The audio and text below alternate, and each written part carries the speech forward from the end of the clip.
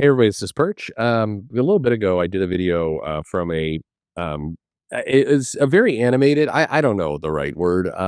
Writer who made the comment that DC heroes were gay, and I found I read a little bit of the mail and I did the video and then I read the concluded. And the mail just got crazier and crazier, and I was laughing because it was like, what do you have you ever like have you ever been confronted with somebody who's just kind of batshit crazy, and like you just start laughing at some point because the stuff was all over the place. And it also reminded me a lot of conversations in the shop where you'd get like two fans who are passionately arguing about who would win a superhero fight or which company was better. And they start coming up with reasons that don't make a lot of sense, but they're running with them anyway. But it was a fun mail for me because it did really bring back those memories and everything else. I did get some people who reached out who are like, we really are, who are legit very offended that I think if I'm saying it right, I was yucking it up about somebody saying gay as a slur. I seem to remember in the video I did make the comment of, I'm not saying this as a defense, but again, in the 90s, think words like retarded and gay just had a very different connotation. I've talked before. I had a gay guy who worked in my store, was like a dear friend and was an awesome guy, and like he would be like, "Ah, that's super gay," and he's gay. And it doesn't make it better today, but it is that is the how the discourse was back then. There are a lot of things that were better and worse about that time frame. But anyway, a couple of you got offended. I apologize. Certainly not my intent. One of the comments is I said this mail is fire. And what I what I meant and is that the person was on fire, like this person was nuts and just going for it, and not certainly not an endorsement of acting like a loon, but whatever. Um, anyway, no offense intended, but also like I don't know, you guys, you've heard me for this long that I have to I kind of want to believe that you know what I mean, but who knows. Anyway, as a follow-up to that, here's a mail called "Why Marvel Heroes Are Gay." Anyway, there's not a lot of gay in this mail, so let's get into it. It says, "Hello, Perchington of Perchville. I've watched your newest video where one viewer claimed DC heroes are somehow, air quotes, gay because of their weaknesses. What he didn't realize is that these characters need weaknesses because they are actual heroes who would lead normal, productive lives without the constant onslaught of crazy villains trying to kill them. Marvel heroes don't really need weaknesses and are their own worst enemies. It's one thing to have flaws and another to be a completely dysfunctional twat." So this mail is not going to have the same fire and brimstone energy the last one did, but still, let's get into it. Um, and to be fair, and I think I said this in the other mail, a lot of these weaknesses you had, like, Green Lantern having a weakness to wood was something that was created in a much simpler time. We're talking like, more than 50 years ago. And so a lot of things made more sense then. In 2025, a lot of these things make a lot less sense. Anyway, timing is everything, as they say. All right, back to the mail. It says, "Mr. Fantastic, smartest man in the universe, permanently disfigured his supposed friend after his girlfriend guilt tripped him to go into the dumbest possible scientific endeavor in the history of mankind. Still probably the best Marvel hero simply because he managed not to get cucked despite endless attempts by Namor. Also didn't sell any family members to Satan, which in Marvel Universe is a plus."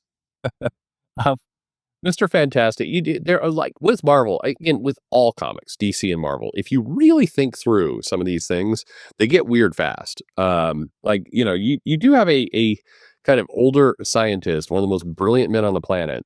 And he's like, "I'm going to take my girlfriend, her little brother, and my buddy up into space. Fuck it." Like that was not a good plan. And like, the whole thing, like, I really, I want to fuck Sue, so I'm gonna need to take her into space. Anyway, all right. The Hulk literally turns into a fucking idiot. Usually more of a danger to normal people and supervillains. That's true. X-Men. Their biggest problem is that most people see mutants as crazy terrorists. Can't stop either becoming crazy terrorists themselves, Cyclops, Phoenix, or inviting crazy terrorists to join their ranks. They were at their best during the Krakoa era when they decided to just say fuck it and invited all the crazy terrorists to make on a little literal supervillain lair. That's there was and that was what Hickman was going for, by the way, a little bit of like, you know what? We're gonna lean into it. I don't think the other people he wrote with completely got that message, but whatever. Yeah. I know Brian Edward Hill did because he did an interview on this channel and he understand the assignment, at least of what Hickman was going for. I don't think a lot of the others did, including probably the editor there. Spider-Man can't lead a normal life, adult life, despite having superpowers and knowing some of the richest and smartest people on the planet. Got cucked by the lamest guy ever. Sold his daughter to Satan. Spider-Man's had a rough time, for sure. It is. This is the problem, by the way, of it's not realistic for Spider-Man, for Peter Parker to have a hot girlfriend. More people relate to him if he's a loser and poor. But he does hang out with Tony Stark and Reed Richards, and they could give him like any number of technologies to not be a billionaire baller, but just live life like without like, God damn it, my apartment, like they're gonna foreclose on my apartment and I can't afford food. I'm such a loser. Like the argument of like, I'm too good to ask my, rich ass friends for help. No, you're not. No, you're not. The origins of Spider-Man had him try to get into these teams so he'd get paid. All right.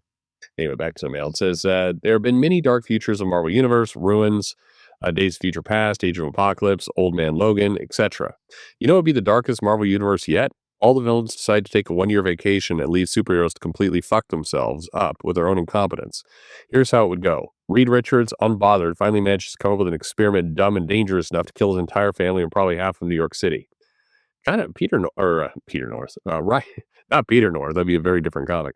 The Ryan North kind of did that in this recent series. Anyway, but there were reasons. Yeah, of course. Spider-Man cannot stand Aunt May dying of old age, sells his soul to the devil, and goes to hell just to artificially prolong her life. Let her go, man.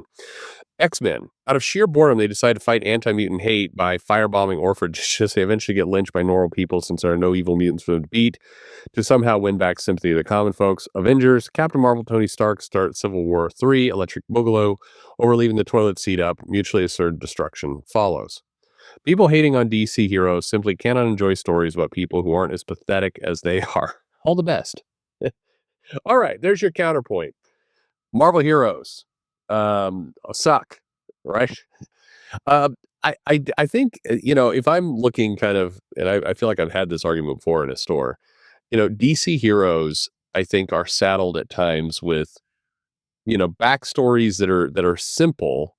And then the writers try and kind of insert more things to kind of flesh out the character and where it's going. In doing so, they get sillier and sillier. Marvel heroes, there is this desire to be more serious, and the success of Civil War has Marvel forever addicted to the idea the heroes need to just fuck with each other. And so there's constant a source of like, are these people heroes? I mean, they're not sure they're heroes. Are they?